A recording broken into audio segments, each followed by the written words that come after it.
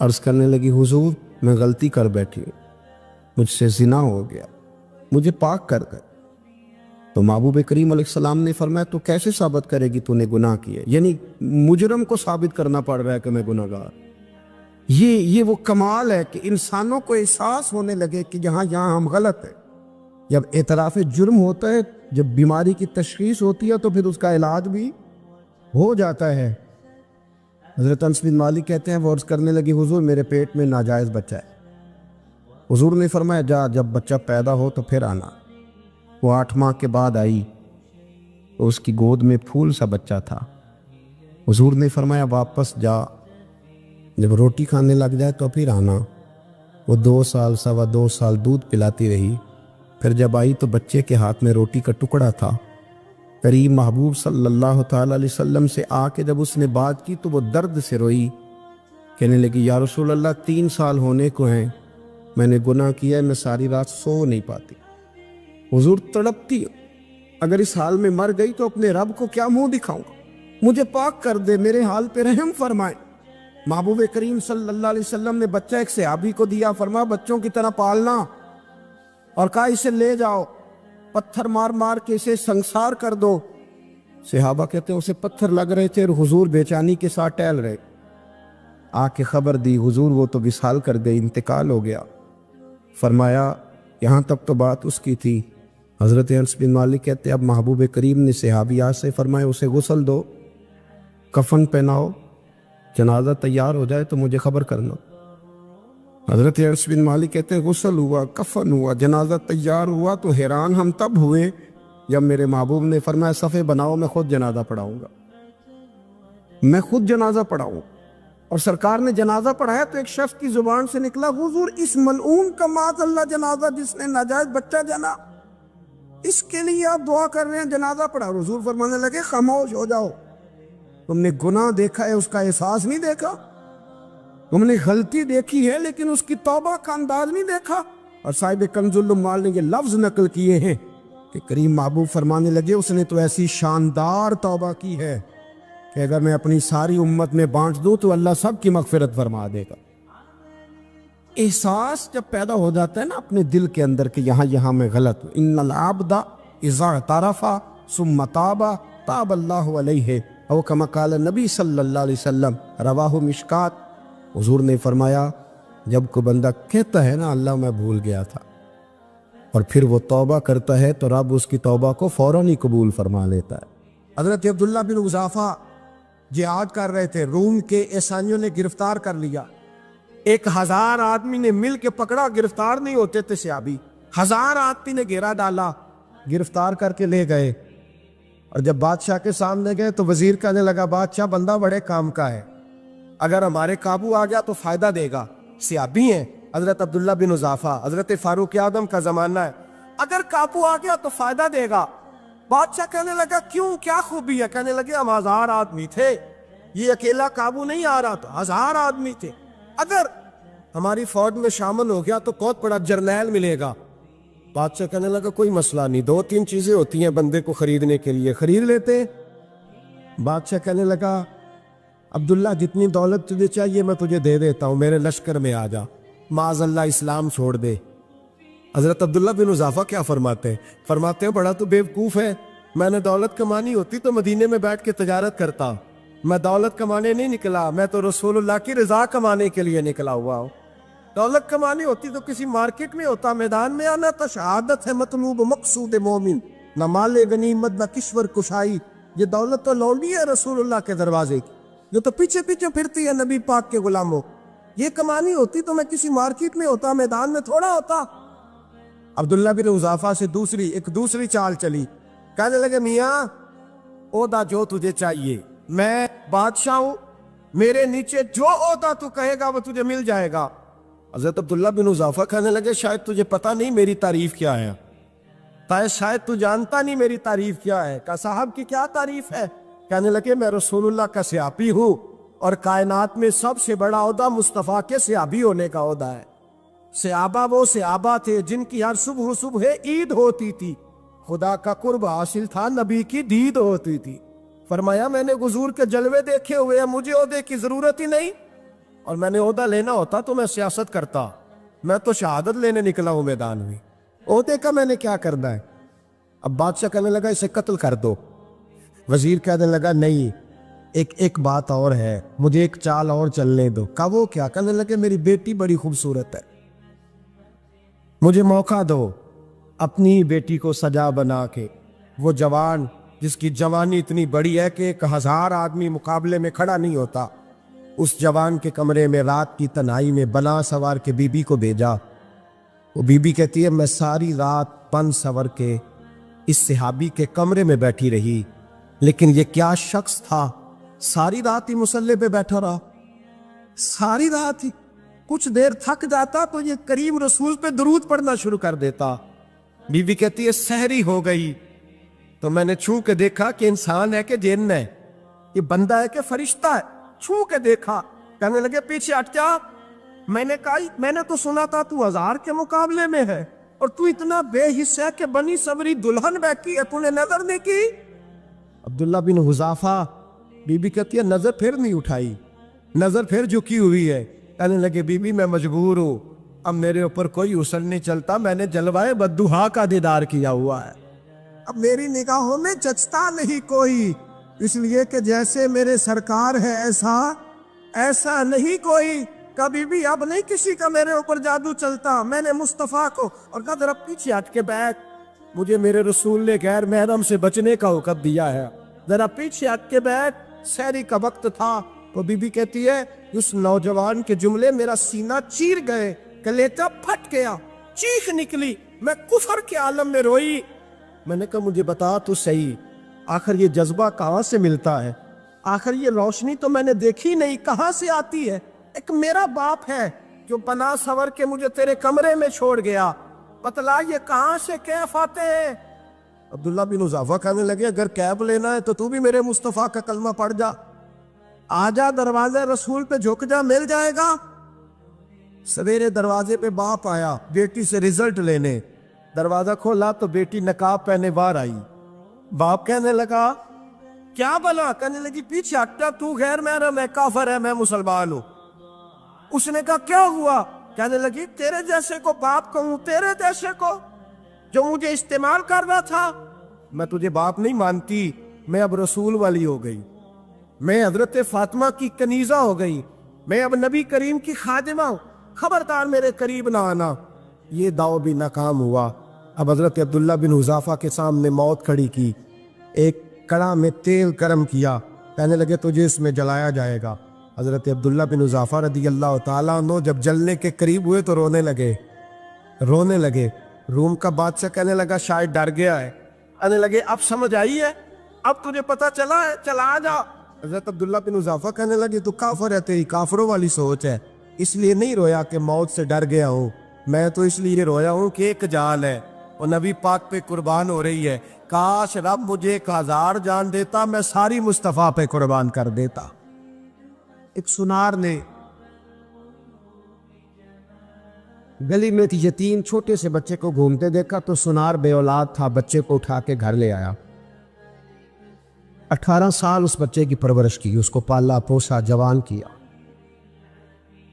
سنار کے پاس وہ دکان پہ چلا جاتا، وہ کئی دفعہ دکان پہ رہتا، کئی دفعہ گھر میں رہتا، ایک دفعہ وہ دکان پہ تھا، بچہ گھر تھا، 18 سال کا جوان، اس کی بیوی اکیلی تھی، وہ جس نے ماں بن کے پالا تھا اس نے اسی پہ حملہ کر دیا، اس کا بازو بری نیت سے تھاما، بیوی چیخی، تھوڑی دیر گزری تو وہ نوجوان پیروں میں بیٹھ گیا، کہنے لگا اماں پتہ نہیں مجھے کیا ہوا۔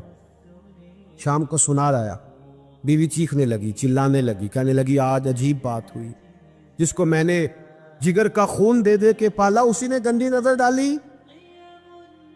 سنار محب حیرت ہے، بیوی کا خیال تھا کہ لات اٹھائے گا، ڈنڈا اٹھائے گا، نوجوان کو مارے گا، لیکن وہ رونے لگ گیا۔ اس نے کہا آج اس نے میرا بازو تھاما ہے، جانے کیا کیا ہے؟ پریشان ہونے لگ گیا، سجدے میں گر گیا، کہا تو بتاتا کیوں نہیں؟ تو وہ سنار کہنے لگا اس کی غلطی نہیں، 18 سال کے بعد آج مجھ پر بھی شیطان سوار ہوا تھا، ایک عورت آئی تھی، وہ اپنے بازوؤں میں چوڑیاں پہننا چاہتی تھی تو میں نے بھی گندی نظر سے ہاتھ ڈالا تھا، رب کریم نے مجھے فوراً اس کی سزا دی، جن کے گھروں میں بیٹیاں ہوتی ہیں ان کی نظریں گندی نہیں ہوتی، جو بیٹیوں کے باپ ہوتے ہیں، جو بہنوں کے بھائی ہوتے ہیں، ان کی نظریں گندی۔ اور اگر تو ٹیلی فون کرتا ہے، تو کسی عورت کے ساتھ تعلق رکھتا ہے، تو یہ بات لکھ لے، امام فخر الدین رازی 1، علامہ اسماعیل حقی 2، ملا جلال الدین رومی 3، امام خازن 4، امام جلال الدین سیوطی 5 حدیث کے استاد اور محدث لکھتے ہیں کہ اگر تو کسی پر گندی نظر ڈالے گا تو تیرا گھر بچ سکتا، یاد رکھ نہیں بچے، اس لیے کہ تیری نظر ہے، کسی کی بیٹی کو بیٹی سمجھ تاکہ تیری بچی کا پردہ قائم رہے، کسی کی بہن کو، یہ کیا بات ہوئی کہ تو جتنا مرضی گند معاشرے میں پھیلاتا رہے تیرا گھر بچا رہے، یہ کیسے ہو سکتا؟ فَإِنَّ لَهُ مَعِيشَةً ضَنْكَ، اللہ فرماتے ہیں زندگی تنگ ہو جائے گی تیرے لیے مشکل، تو ڈھونڈتا پھرے گا کہ میں مرنے کو جگہ تلاش کروں۔ سچی توبہ کرے، کھری توبہ۔ یہ گناہ انسان کو مجبور کر دیتے۔ حضرت عبداللہ بن مبارک رحمۃ اللہ تعالی علیہ، ان کے سینکڑوں شاگرد تھے، ایک شاگرد کے انتقال کا وقت آیا تو گھر گئے ملنے، آپ کہتے ہیں میں نے زور لگا لیا پر اس کی زبان پر کلمہ جاری نہیں ہوا، میں اسے کہتا کلمہ پڑھ پر اس کی زبان پر جاری، اللہ اکبر، بہت بڑی نعمت ہے، دعا فرمائیں اللہ ایمان کی موت عطا فرما، ایمان کی موت دے اللہ کریم، ایمان کی موت دے۔ ایسے بھی لوگ دیکھیں ہیں، مسجد نبوی ہے، رسول اللہ کا شہر ہے، سر سجدے میں ہے، روح پرواز کر گئی، روح پر کتنا نصیبوں والا ہے، کتنا نصیبوں والا کہ مسجد نبی میں سر سجدے میں رکھا ہے، اور اللہ تبارک و تعالیٰ نے محبوب کے قدموں میں موت عطا فرمائی۔ حضرت عبداللہ بن مبارک کہتے ہیں میں نے اس کو کہا کلمہ پڑھ تو اس کی زبان پہ جاری نہیں ہوتا، میں بار بار کہتا تو وہ منت کرتا، کہتا حضور میں کوشش کرتا ہوں جاری نہیں ہوتا۔ فرماتے میں پریشان ہو کے اٹھا، ابھی میں دروازے پہ پہنچا تھا، اس نے چیخ ماری اور روح پرواز کر گئی، بچے رونے لگے، بیوی رونے لگی، تو میں نے اس کی بیوی سے کہا کہ یہ جرم کیا کرتا، اتنا بڑا پاپی پہ کلمہ جاری نہیں ہوا۔ اس کی زوجہ کہنے لگی حضرت جی 2 گناہ تھے اس کے، ایک تو یہ شراب کا عادی تھا، روکتی تھی باز نہیں آتا تھا، اور دوسری بات یہ کہ یہ اپنی اماں کا نافرمان تھا، وہ 2 گلیاں چھوڑ کے رہتی ہے، یہ کبھی ملنے نہیں گیا تھا، اس بوڑھی کا کلیجہ اس کی طرف سے بڑی تکلیف میں تھا۔ حضرت عبداللہ بن مبارک کہنے لگے جا تو بھی دعا کر، اس کی ماں کو بھی کہہ دعا کرے کہ یہاں تو یہ کلمہ نہیں اسے نصیب ہوا، اللہ کرے اللہ آخرت کی منزلیں اس کی بہتر فرما دے۔ حضور صلی اللہ علیہ وسلم کے پاس ایک مہمان آ گئے رات کے وقت میں، جب وہ آئے تو حضور نے پوچھا کھانا کھانا ہے؟ تم نے کہا کھانا ہے۔ جھوٹ اور بھوک کو جمع کرنا منع ہے، کہا جی کھانا ہے۔ تو حضور صلی اللہ علیہ وسلم نے فرمایا ازواج مطہرات کے گھروں میں پتہ کرو کچھ ہے۔ حضرت ام سلمہ کے گھر میں پتہ کیا تو کہا یا رسول اللہ 4 دن سے روٹی نہیں پکی۔ حضرت زینب سے پوچھا تو کہا حضور کئی دن سے چولہا ہی نہیں جلایا۔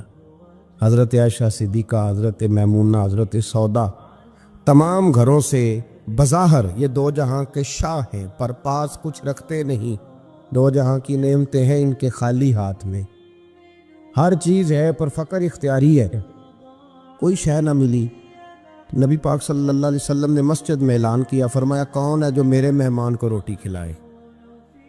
ان لفظوں کا حسن کوئی حسن والا ہی سمجھ سکتا ہے، فرمایا کون ہے جو میرے مہمان کو کھانا کھلائے؟ تو ایک صحابی لے گئے اور اٹھے، وہ صحابی جو صحابہ میں غریب تھے، ایک انصاری جو غریب آدمی تھے،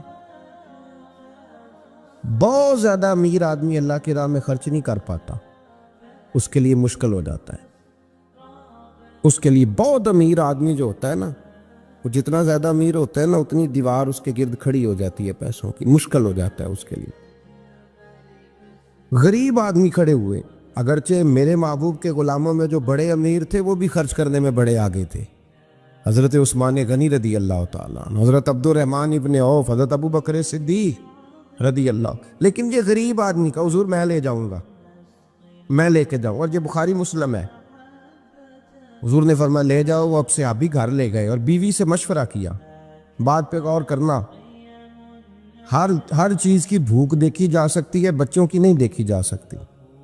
وہ انصاری حضور کے مہمان کو گھر لے گئے، جا کے بیوی سے مشورہ کیا، کہا بھلی مانس گھر میں کچھ ہے؟ تو اس نے کہا تھوڑا سا بچوں کے لیے کھانا رکھا ہے، بچوں کے لیے۔ بچے تو بزدل کر دیتے ہیں، بچے تو آدمی کو بزدل کر دیتے ہیں، بچے تو مار دیتے ہیں، کلیجہ پھٹ جاتا ہے بچہ بھوکا ہو تو، نیند نہیں آتی۔ اب صحابی اپنی بیوی سے کیا کہتے ہیں؟ کہتے ہیں بچوں کو بہلا کے سلا دے، اور رسول اللہ کے لیے نہیں، رسول اللہ کے مہمان کے لیے، بھائی نبی پاک کے لیے نہیں، حضور کے، تجھ سے در در سے سگ اور سگ سے ہے مجھ کو نسبت، میری گردن میں بھی ہے دور کا پٹکا تیرا، تجھ سے در در سے سگ سگ سے ہے مجھ کو نسبت۔ لمبی بات ہے کہ بچوں کو سلا دو، بی بی نے بچوں کو سلا دیا تو میاں بیوی کا مشورہ ہوا کہ مہمان کے ساتھ بیٹھ کے روٹی کھانا بھی سنت ہے۔ تو اب مہمان کے ساتھ بیٹھ کے کھانا بھی ہے تو کھانا ہے ایک دو آدمی کا، اب خاوند اپنی بیوی کو تیار کرتا ہے کہ میں بھی کھانے پہ بیٹھ جاؤں گا، تو بھی بیٹھ جانا، اور جب مہمان کھانے میں ہاتھ ڈال لے تو اٹھنا، کہنا او ہو دیا تو صحیح کیا ہی نہیں، ابھی بجھ جائے گا، اور جا کے دیا بجھا دینا، ہم ہاتھ ہلاتے رہیں گے، مہمان روٹی کھاتا رہے گا۔ اور یار اس درد کو، اس کیف کو سمجھو، گھر میں بچے بھی بھوکے، بچوں کی ماں بھی بھوکی، بچوں کا باپ بھی بھوکا، دسترخوان پہ روٹی لگ گئی، روٹیاں چون ڈالیں، بی بی اٹھی کہنے لگی او ہو چراغ تو صحیح کیا ہی نہیں، یہ تو بجھ جائے گا۔ حوصلے مند بی بی جس نے بچے بھوکے سلا دیے، وہ بھوکے سوئے ہوئے بچوں کی بھوکی اماں اٹھی اور اپنے خاوند کی تابع داری میں اٹھی، میں گڈی تے ہتھ ڈور سجن دے، وہ جنج رکھے اونج رہنا ہے، اٹھی اور اس نے نہ دیا ٹھیک کرنے کے بہانے بجھا دیا، مہمان روٹی کھاتا رہا اور رسول اللہ کے نوکر قربانی دیتے رہے، وہ روٹی کھا کے سیر ہو کے بستر بچھایا تو سو گیا۔ یہ میاں بیوی ساری رات بچوں کی طرف دیکھتے رہے اور غور کرتے رہے اور راضی رہے کہ ہم نے حضور کا فریضہ نبھایا ہے۔ قربان جاؤں محبوب پہ، بے خبر ہو جو غلاموں سے وہ آقا کیا ہے۔ وہ صحابہ وہ اگر قربانیاں دیتے تھے تو جو اعزاز ملتا تھا وہ بھی بڑا شان والا ہے۔ صحابی کہتے ہیں میں فجر کی نماز پڑھنے مسجد آیا، پہلا قدم رکھا تو میرے کریم بولے، حضور نے فرمایا رات جو تو نے اور تیری بیوی نے عمل کیا ہے خدا کو بھی بڑا پسند آیا ہے، محمد مصطفیٰ کو بھی بڑا پسند ہے۔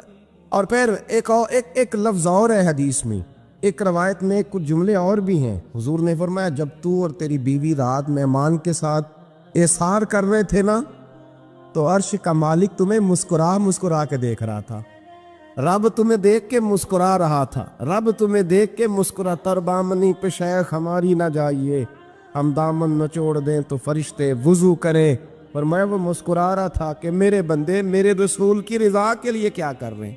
اور صاحب دیکھو، نبی پاک کے لیے نہیں، خاندان کے لیے نہیں، خاندان نبوت کے لیے نہیں، حضور کے نہ سمجھے یار، اس پہلو کو سمجھے، نبی پاک کے بریلی کے امام بول پڑے، فرمانے لگے تجھ سے در سے سگ سے ہے مجھ کو نسبت، تجھ سے در سے ساگ کتے کو کہتے ہیں فارسی میں، فرماتے محبوب تیرا دروازہ اور دروازے پہ کتا اور کتے کے پاس میں بیٹھا ہوں، چلو کتے کے پاس تو بیٹھا ہوں نا، میری گردن میں بھی کوئی تو پٹکا آیا ہی ہے نا، تجھ سے در سے سگ اور سگ سے ہے مجھ کو نسبت، چلو میری گردن میں بھی ہے دور کا پٹکا تیرا۔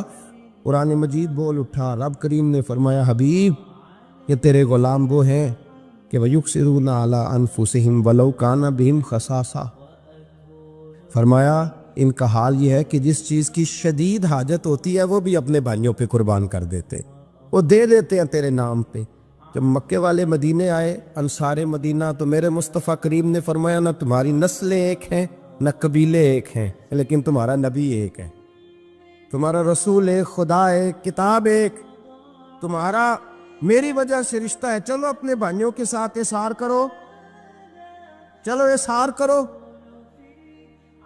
اگر کسی کے 2 مکان تھے تو اس نے ایک اس کو دے دیا جو مکے سے آیا تھا، 2 باغ تھے تو 1 دے دیا، کسی کے پاس 1 تھا تو آدھا بانٹ کے دے دیا، ہر چیز تقسیم کر دی۔ حالات بدل جاتے ہیں، حالات بدل جاتے ہیں، تلک الایام نداولها بین الناس، اللہ لوگوں کے درمیان دن بدل دیتا ہے، حالات بدل گئے، بڑا مال غنیمت آیا، بنو نزیر کا علاقہ فتح ہوا تو میرے رسول پاک صلی اللہ تعالیٰ علیہ وسلم نے انصار مدینہ کو اکٹھا کیا، فرمایا بھئی مال اب بڑا آ گیا ہے۔ 2 باتیں، یہاں تو اس طرح کرتے ہیں کہ میں ان کو کہتا ہوں جو مکے سے آئے تھے کہ جتنی تمہاری جائیدادیں باغ انہوں نے لیے ہیں واپس کر دیتے ہیں تمہیں، اور جو مال آیا ہے وہ بھی تم میں سے آدھا آدھا دونوں کے درمیان بانٹ دیتے ہیں، یا جیسے تمہارا دل چاہے تمہارے مال بھی واپس کرتے ہیں، اور جو وہاں سے مال آیا وہ تمہارے بیچ بانٹ دیتے ہیں، یا اگر تم کہو تو یہ مال ان کو دے دیتے ہیں مہاجرین کو، تمہیں تمہارے مال واپس مل جاتے۔ حضور نے پوچھا انصار مدینہ سے، حضرت سعد بن معاذ، سعد بن عبادہ تڑپ کے کھڑے ہوئے، عرض کی محبوبہ میں تو ابو بکر کو جانتا ہی نہیں تھا، حضور مجھے کیا پتا عمر کون ہے، میں کیا جانوں عثمان غنی مولا علی کی عظمتوں کو، محبوبہ میں نے تو تجھے ان کی طرف مسکرا کے دیکھتے ہوئے دیکھا ہے، تیرا جلوہ دیکھا ہے، تجھ سے در در سے ساگ ساگ سے ہے مجھ کو نسبت، یا رسول اللہ صلی اللہ علیہ وسلم ہم سے مشورہ نہ کریں، آپ اس طرح کریں جو جائیدادیں ہم نے انہیں دی ہیں وہ بھی ان کے پاس رہنے دیں، اور جو مال آیا ہے وہ بھی ان میں تقسیم کر دیں، اس لیے کہ ہمیں تو بس اتنا پتہ ہے کہ یہ آپ کے غلام ہیں، آپ کے نوکر ہیں، ہمیں اس سے زیادہ کسی چیز کے کوئی غرض ہے، بس آپ کے غلام ہیں، بات ختم ہو گئی۔